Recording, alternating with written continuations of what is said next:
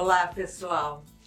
Estamos aqui, eu, doutora Anísia da Silveira, Joana de Ângeles, para reconstruirmos as suas emoções através do mergulho interior para alçarmos ao equilíbrio.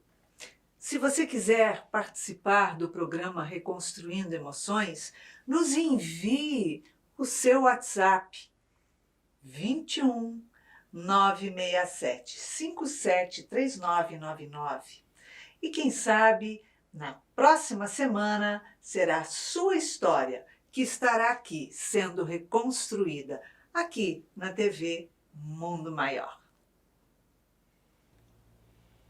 E hoje nós estamos aqui recebendo um convidado muito querido, muito especial, que sempre vem ao nosso programa com muita alegria, que é Nelson Tavares. Ele é advogado, professor de Direito, instrutor do Seja Barra e vem aqui trazer a sua expertise na educação dos filhos. Seja bem-vindo, Nelson. Muito obrigado, Iracema. É um prazer estar aqui com você. Você sabe que eu gosto de ler. Muito bom. A história que nós vamos relatar hoje é de Claudiene dos Santos. Ela é de Vitória, Espírito Santo, e ela vem nos contando o seguinte, que ela é casada, tem 3 filhas, uma mais velha e as outras 2 são gêmeas, e que as meninas são lindas, mas não suportam ser contrariadas. Ela diz assim que cada vez que acontece alguma confusão, elas brigam muito, então ela sempre vai apaziguando as coisas. Então ela dá presentinhos, ela faz festinhas, ela inventa coisas, né? E ocupa as meninas para que não briguem. Mas a situação que está acontecendo, embora seu marido ache que é errado, a situação que está acontecendo é que a mais velha, que tem 12 anos, começou a namorar. E aí deu pane geral na família, porque as outras 2, que têm 11 anos, também querem namorar. Mas a mãe diz assim, não, vocês são muito cedo, muito novas, não podem ainda. Mas a de 12 já está namorando. Então elas brigam por causa disso.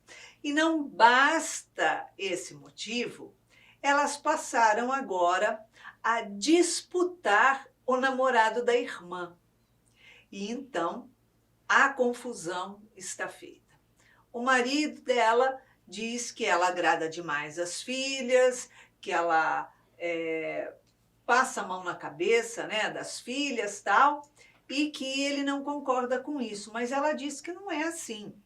Ela diz assim que agora, nessa situação que estão, ela falou que nem festinhas estão mais resolvendo o problema das brigas, porque elas começaram a se agredir fisicamente e não tem nada que faça elas pararem, nem presente, nem agrados, mimos nenhum, e que então agora ela disse para o marido que ela quer dar de presente para as filhas uma bicicleta motorizada para cada uma.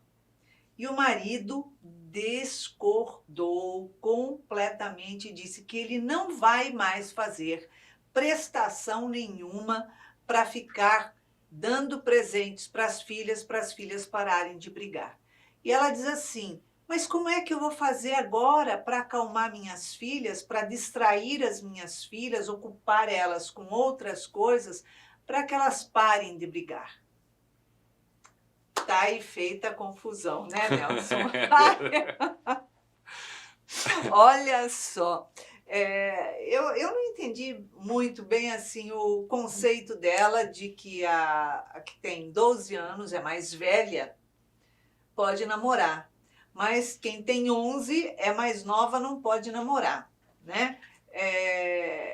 Embora, particularmente, eu acho que 10 anos, 11 anos, 12 anos, ainda é muito nova para namorar em qualquer idade, né?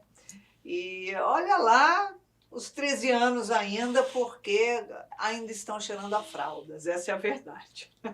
E Hoje em dia é aí, mais difícil segurar, né? Porque com essa idade eles já querem todos namorar. Você sabe que essa questão da idade é muito relativo. Eu acho que seria mais coerente se ela dissesse maturidade e não idade. Porque às vezes a de 11 pode ser mais madura que a de 12. exato, Às vezes a de 11 pode ser mais madura que a própria mãe. Pode também isso, né?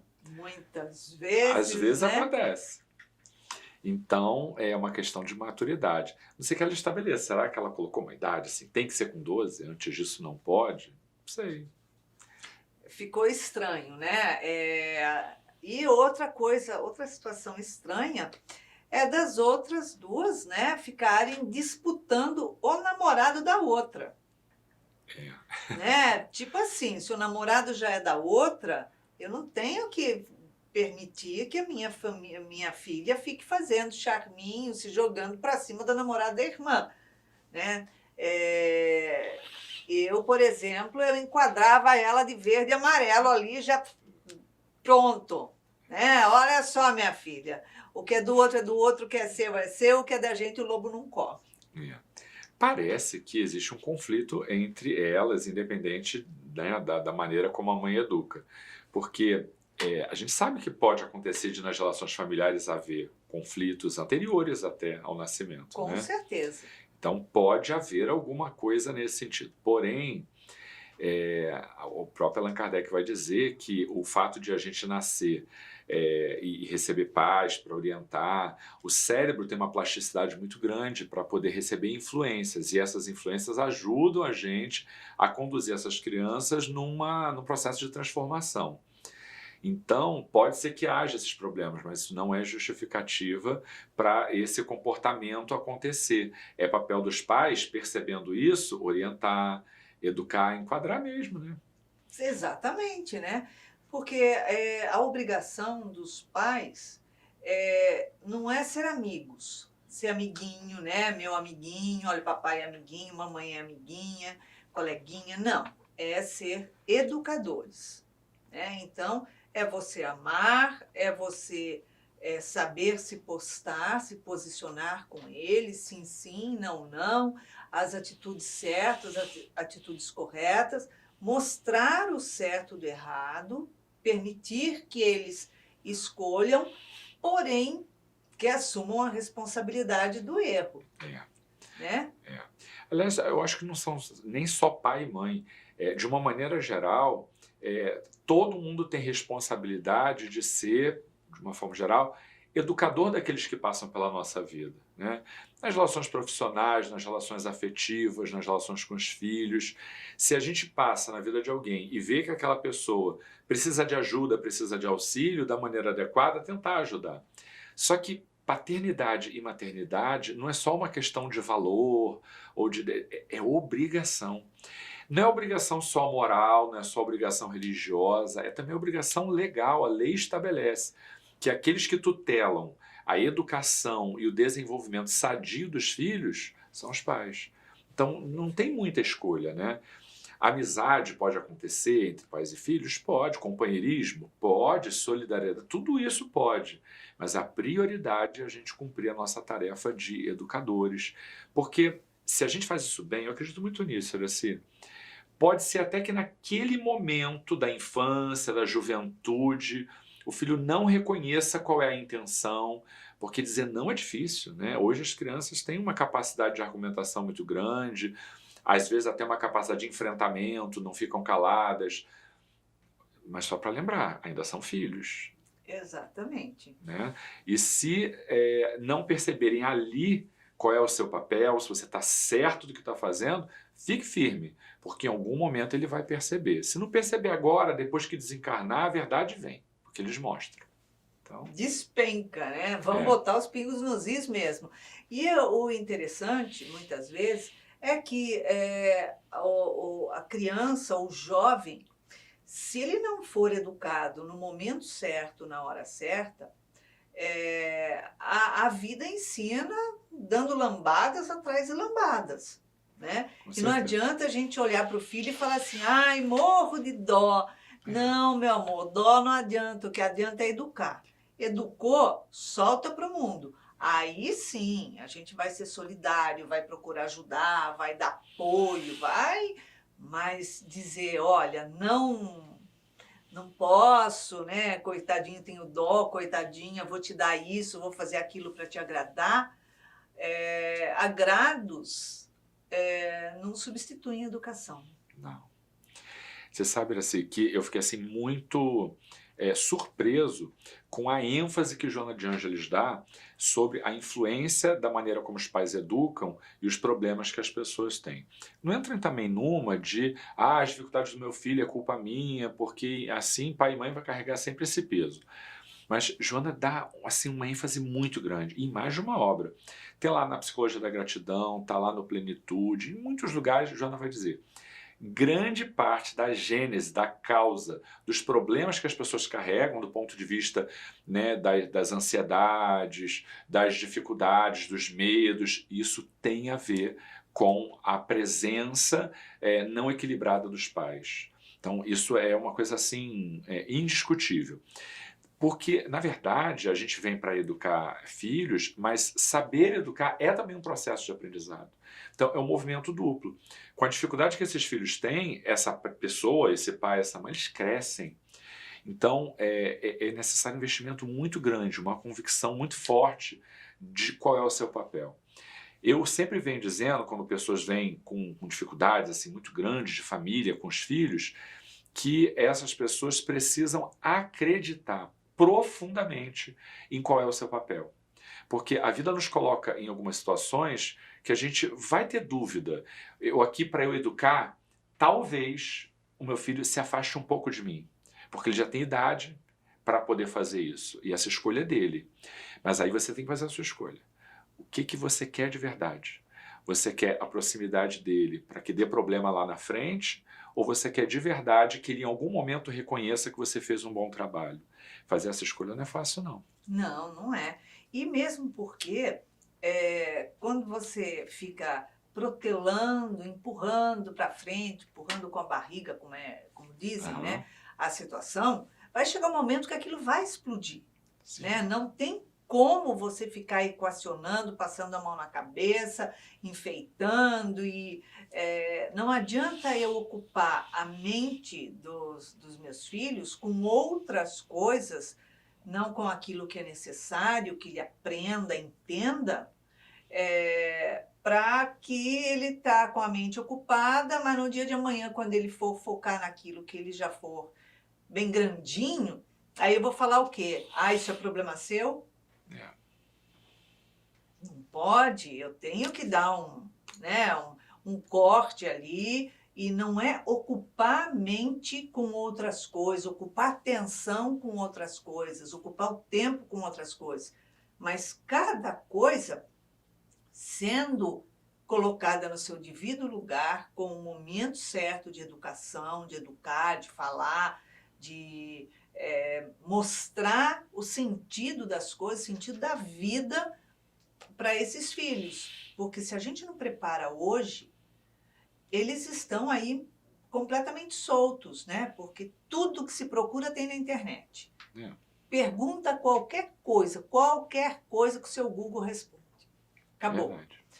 Agora, se responde certo, se responde errado e se vem de acordo com os meus conceitos de vida ou de educação que eu proporcionei aos filhos, são outros 500. É. Aí a gente tem que ter uma rédea, né? E aí, no caso, ela está buscando ocupação. Quer dizer, meus filhos brigam porque estão querendo isso, aquilo, e eu faço o quê? Festas. Até confunde, né? Do ponto de vista educativo, como assim? Eu estou em conflito com alguém e eu recebo um presente por conta disso? Não faz sentido. A pessoa pode até não ter consciência, mas ela vai se acostumando a entender que quando ela causa um problema, ela é premiada por isso. Os transtornos que isso vai gerar na vida social dessas meninas é muito grande, Sim. são inevitáveis. E a confusão que isso gera, né, na cabeça dos filhos no processo educativo vai exigir agora do núcleo familiar inteiro uma rearrumação que não é rápida. Porque quando a gente leva 11, 12 anos construindo um perfil de comportamento, agora eu decidi mudar. Ok, eu acho que antes tarde do que nunca, como diz o ditado. Sim, válido. Mas é importante entender que você mudou, você vai mudar a maneira como você se comporta com as suas filhas, mas elas não vão mudar de uma hora para outra. Elas têm um comportamento já cristalizado, uma mecânica de vida que vai levar tempo. E aí a sua convicção precisa vir agora, né? Em algum momento precisa vir para dizer, eu vou enfrentar tudo aquilo que for decorrência de uma má condução dessa educação. Em algum momento a gente precisa pagar esse preço. Às vezes vem pessoas com filhos adultos casados, dizendo assim, mas é porque eu não consigo lidar com meu filho, porque ele me explora, porque larga o meu neto lá e nem me pergunta e tal. São problemas que são carregados desde lá da infância. Mas agora ele é adulto, não adianta mais. Não adianta mais ou menos, porque em algum momento tem que acontecer esse rompimento dos hábitos inadequados construídos. Que pena que só agora quando ele é adulto, mas também, vamos lá, já que ele é adulto, ele tem também maturidade para entender, e aí eu sempre digo, assuma. Eu não tenho nenhum problema de dizer para os meus filhos, olha, eu chego para eles e digo, olha, isso aqui eu acho que não foi bom, eu não fiz correto. E agora eu percebo que não era o melhor caminho, então agora a regra é esta. Sim. Até para que eles tenham a maturidade de perceber que quando eles errarem na vida deles, eles têm que assumir isso e reconstruir. Exatamente. Né? Agora, não é porque eu errei que eu perdi o direito de pai, eu continuo sendo pai. Então, isso aqui estava errado, agora a regra é essa, e sigam a regra. Uma vez a minha filha perguntou, e quem te garante que não é agora que você está errado? Eu digo assim, algum dia, se for o caso, eu vou perceber isso. Mas até lá, querida, siga a regra, porque você é a filha e eu sou o pai. Exatamente. E outra, numa situação dessa, olha só, minha filha, além do mais, eu tenho mais experiência nesta vida, nestas situações de vida, do que você para poder falar. Eu falo com embasamento das dificuldades, inclusive, que eu já passei, claro. Porque eu já tive também a sua idade, já tive mais do que a sua idade, e estou aqui. Né? Então, a gente tem um parâmetro de certo e errado, né? Sim. E é aquela história, a substituição de valores, começando tão cedo, pelo que a gente percebe, a Claudiene começou muito cedo, né, a substituir valores, e agora, a hora que você frear, como é que vai ser? Peraí, a gente está brigando, né? O pau aqui está comendo uma com a outra, descendo a boca e tal, e não vai ter festa, não vai ter nada para comemorar a festa, porque a conexão que elas fazem é o seguinte, a gente faz um quebra-pau, né? A gente briga e ainda tem uma festa para comemorar. Vem os amigos na minha casa, não sei o quê, não sei o quê. Quer dizer, vai tendo uma distorção ali muito grande. No dia de amanhã, quando essas meninas crescerem, forem discutir na faculdade, na vida profissional, com seus próprios maridos, sei lá o quê, com suas amigas, seja o que for, quando tem uma discussão, ninguém sai comemorar. Vai falar assim, peraí, não quero papo agora. Mas a gente discutiu, pronto, passou, vamos fazer isso. Não, peraí. Você falou isso, mexeu, sabe? Me senti ofendida, me senti magoada, eu preciso trabalhar isso aí. Eu não vou fazer festa nenhuma, não. Uhum. Mas eu vou te trazer um presente. Ou você vai me trazer um presente. Olha só, não quero presente agora. Não é bem presente que eu quero. Tem uma DR ali, vamos resolver isso. Não é por aí? É a estratégia da compensação. Pessoas que acostumam, diante de dificuldade, compensar com presente, com mimo, depois se acostumam com esse procedimento e vão ser acumuladores, vão ser materialistas, porque acham que qualquer problema, qualquer insatisfação, qualquer dor tem que ser preenchida com alguma coisa material. Tem uma expressão que a doutrina espírita usa, que é vazio existencial, que tem a ver com isso. Às vezes, as pessoas vêm e dizem assim, eu não sei o que falta na minha vida, porque eu tenho trabalho, eu tenho uma família linda, eu tenho isso, eu tenho aquilo, eu tenho dinheiro, eu tenho uma vida confortável, mas eu tenho uma insatisfação que nada preenche. É porque na busca, né, de felicidade e tal, a pessoa sempre associa felicidade ao que é material, bem-estar ao que é material, que não precisa ser só bens, né? Às vezes é uma viagem, mas aí você tem que ocupar, tem que preencher, ao invés de buscar plenitude interior. Então, de alguma maneira, essas crianças foram educadas a preencherem as suas vidas com coisas materiais. Se ela não tomar cuidado com essa reorientação, serão adultos frustradas, né? E sim, isso também é responsabilidade dos pais. Com certeza, né? Não é culpa, é bom deixar bem claro, não é culpa dos pais, é responsabilidade. Vamos dar o nome certo para as coisas.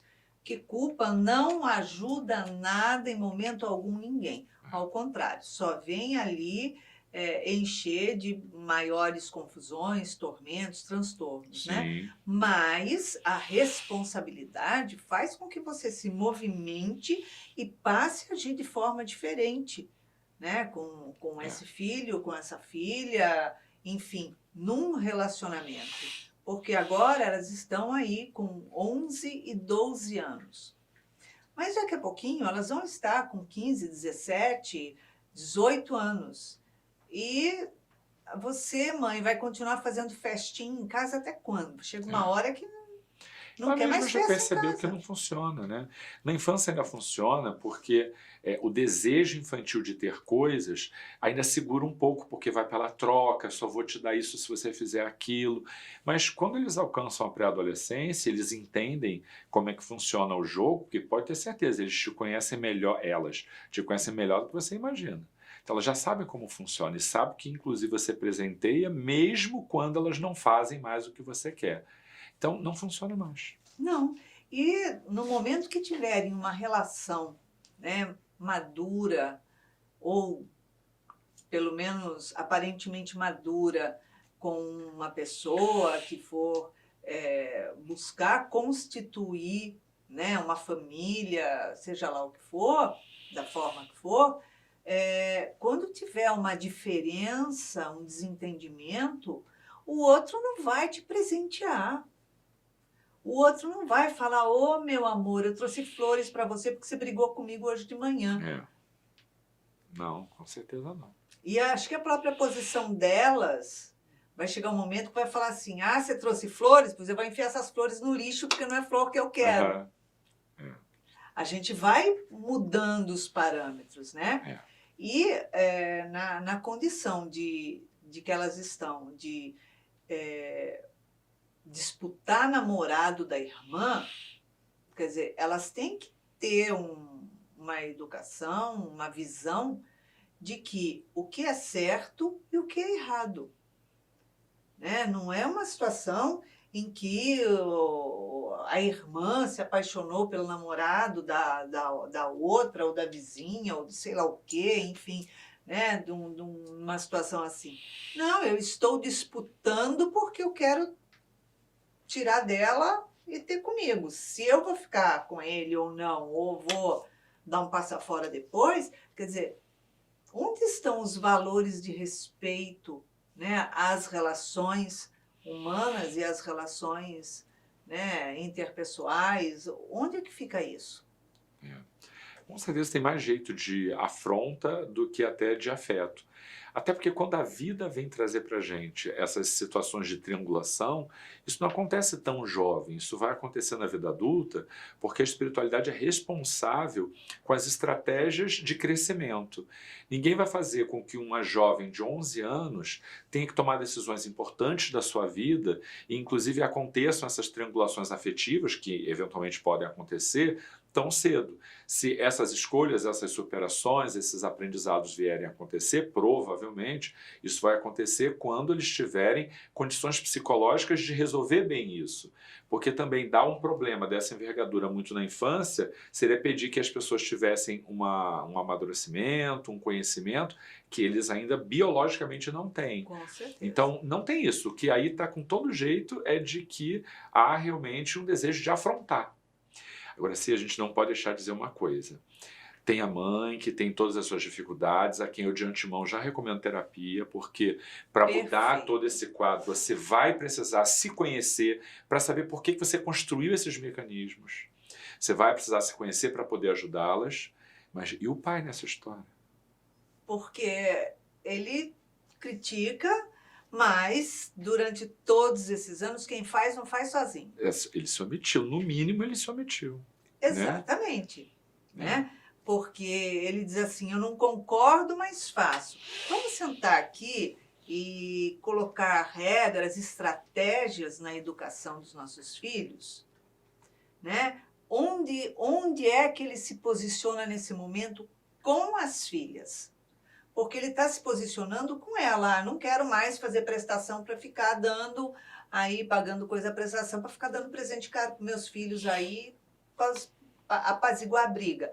Mas, peraí, o que é que ele está fazendo para educar, conciliar, trazer um respeito, trazer um respaldo de, olha, temos regras familiares, e mesmo que não sejam regras familiares, são regras para a vida toda, o respeito com o outro.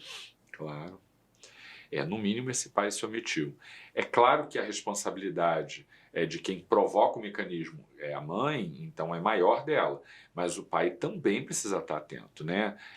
Como são pares que ajudam nesse processo educativo, quando um falha, o outro tem que vir compensar, tem que amparar, tem que auxiliar. Então o pai também se omitiu. Eu não deixaria também de recomendar terapia para a família toda, na verdade, né? Terapia não faz mal a ninguém. Não, e outra, as meninas, elas precisam, né, de uma terapia para poder entender que, olha, as coisas eu não vou conseguir conquistar com briga, com guerra, com bate-boca, e agora nem agressões físicas.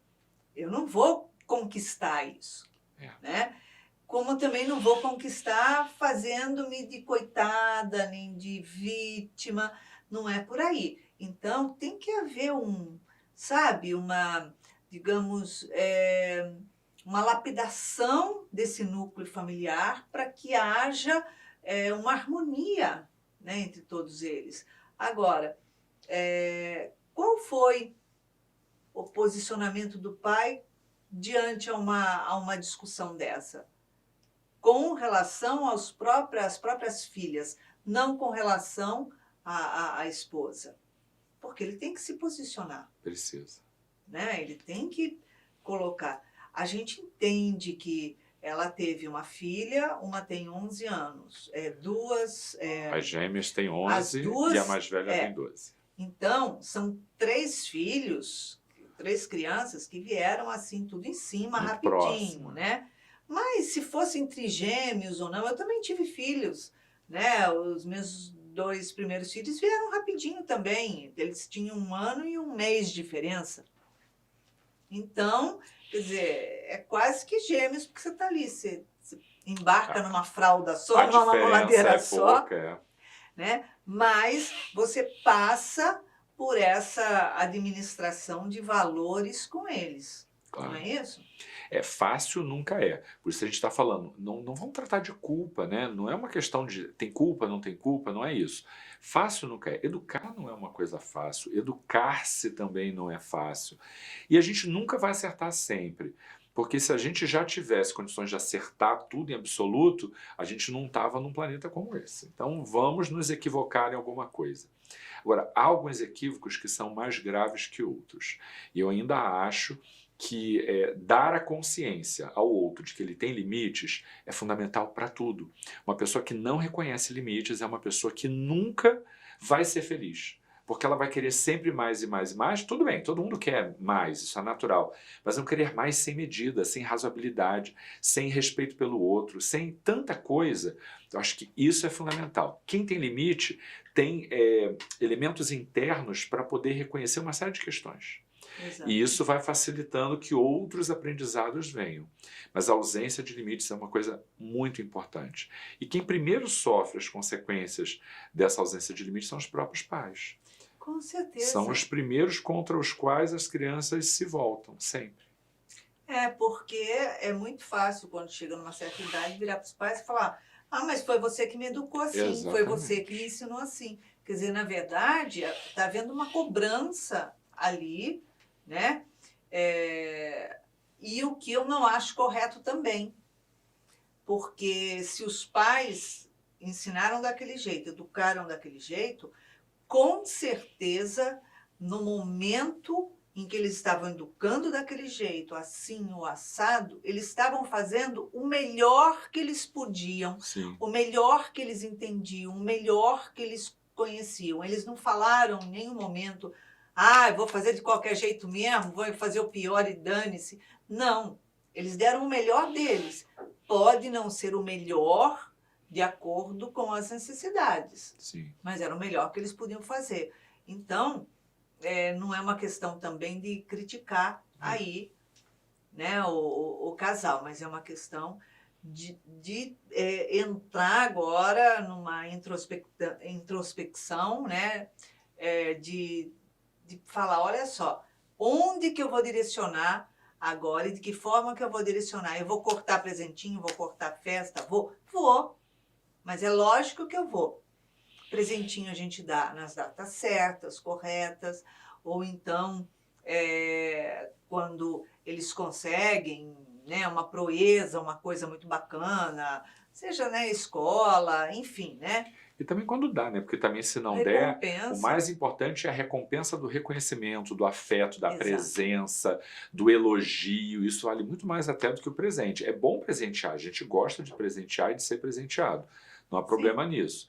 Mas algumas pessoas estipulam metas de presente como prioridade. E aí acabam se ausentando do próprio núcleo familiar para ter os recursos necessários a presentear. Então, assim, valoriza mais o que eu vou entregar do que quando eu estava presente. Então, também tem que entender que famílias que não podem presentear, tudo bem também. Há muitas outras formas de presentear. Aliás, presentear com tempo, com permanência, com atenção, é muito mais difícil. Muito mais difícil. Com valores que dinheiro nenhum, cartão nenhum paga, né? São coisas que vão ficar para a vida toda. Podemos fazer um passeio, podemos fazer um almoço diferente. Ah, eu sei que você adora tal salgadinho, docinho, não sei o quê. Vamos fazer isso. Olha, vamos comer junto, vamos jogar bola, né? Fazer alguma coisa que realmente mude essa visão de vida para que eles possam realmente trabalhar essa situação. Agora, a terapia aí é indispensável. E é engraçado que crianças que não têm limite gostam de limite. Elas resistem quando os pais tentam impor, mas elas gostam. Já tem mais de 20 anos que eu não dou aula para o ensino médio. Mas eu tinha uma aluna, o pai era muito rico, riquíssimo, e ela era uma peste, insuportável, a menina. Não porque o pai era rico, mas por uma série de questões. São só dois detalhes. E aí, uma vez, ela me disse alguma coisa e eu disse assim para ela: não vai fazer isso não. Ela: não, você não vai fazer isso. Eu não vou deixar você fazer isso. Ela disse assim: se você não deixar, o meu pai deixa. Eu digo: o que você vai fazer na sua casa é problema seu, eu não quero saber seu problema do seu pai. O seu pai é seu pai, não é meu. Eu não quero saber do que você vai fazer na sua casa. Quem manda aqui nesta sala de aula sou eu e você não vai fazer. Depois veio ela e me abraçou e disse assim: o meu pai deixa fazer tudo o que eu quero. E eu disse para ela: querida, lembra que eu falei? Isso é um problema seu. Ela disse: não, eu quero te dizer que eu achei legal você me dizer. Você não tinha que me dizer, você não é meu pai, né? Eu falei: eu não sou. Então ela veio dizer assim: gostei de você dizer que eu não posso fazer, sabe aquela coisa? Nossa! Eu tive que segurar a onda, eu tive que parar ali, né? Não adianta. E não adianta a gente querer impor, né? tem que falar, orientar, explicar, papapá. Exatamente. Agora, tudo tem um limite, né? Não é porque, olha, não é para impor, então eu falo, eu explico. Mas se eu estou vendo que vai fazer errado, eu vou impor sim. Não, isso não, pronto, acabou. É, É aquela história. Não põe o dedo na tomada, não põe o dedo na tomada, que você vai levar choque. Aí põe o dedo, tomou choque, é. Então, né? Eu falava assim para os meus filhos, né? Olha só, quando faz alguma coisa errada, eu chamo a atenção, eu ensino, eu explico. Agora, se chorar sem motivo, vai apanhar, levar os tapas no traseiro, vai apanhar para chorar com motivo. Não vem fazer manha, não. Ou é o que é certo, é. Então eu vou te enfiar a mão na bunda, que é para daí se você chorar, né? E aí você vai falar chorando por quê? Ah, porque eu levei esse tapa na bunda. Então é diferente. E tá chorando por quê? Ah, porque minha mãe não quer que eu faça isso. Ah, não é por aí. Então, a gente tem que entender, tem que ensinar eles que tudo tem um motivo, tudo é conquista e tudo é mérito, É, claro. né? É a meritocracia. Com certeza. Nessa visão, né, desse núcleo familiar, o pai tem o mesmo percentual de responsabilidade que a mãe. Você Sim. concorda? Não é porque ele está trabalhando fora ou não. É. As tarefas podem ser divididas de uma maneira tal que a mãe esteja mais presente nessa educação pelo perfil familiar que a gente viu. Isso não significa que o pai não tenha responsabilidade de perceber, opa, alguma coisa está de errada, as coisas não estão funcionando, eu tenho que intervir. Porque a gente percebe. Ah, sem dúvida nenhuma. Nelson, está chegando ao final, né, dessa conversa gostosa aqui em torno da reconstrução das emoções da Claudiene. Então diz para ela, em uma palavra, uma emoção para ela reconstruir. Olha, eu colocaria a ideia do respeito para você.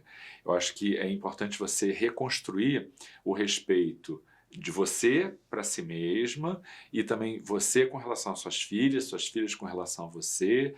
Então, respeito eu acho que é alguma coisa em que vocês podem investir. Respeito não tem a ver só com não responder, não tem a ver com não dizer o que se pensa. Respeito tem a ver com dizer com clareza, dizer com firmeza aquilo que a gente pensa e ouvir o outro, né? A gente só tem respeito pelo outro quando a gente também escuta o que o outro tem para dizer. Então, se vocês investirem no mútuo respeito, eu acho que as coisas vão melhorar. Mas fazer isso não é fácil quando as coisas já estão desarrumadas. Então, às vezes, tem que vir alguém de fora para poder sinalizar para todo mundo, olha, aqui é que tem uma peça fora do lugar. Vamos botar isso aqui? Então, esse é seu papel, esse é o seu, e aí as coisas começam a andar. É isso aí. Nelson, obrigada pela sua Obrigado pelo presença no convite. nosso programa novamente. É uma alegria ter você aqui conosco. Alegria é minha. E agora, vamos ver o que a doutora Anísia da Silveira tem a dizer a você hoje.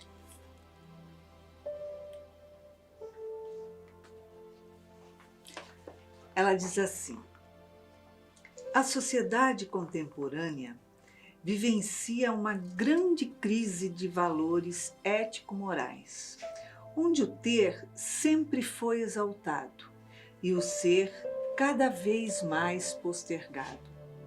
Atitudes superprotetoras e manobras espetaculares são utilizadas pelos pais a fim de poupar os filhos de passar por qualquer frustrações, como também são poupados de ouvir não dos seus pais ou de serem impedidos de fazer algo que não seja relevante ou saudável e, consequentemente, ficam desobrigados a cumprir os seus deveres.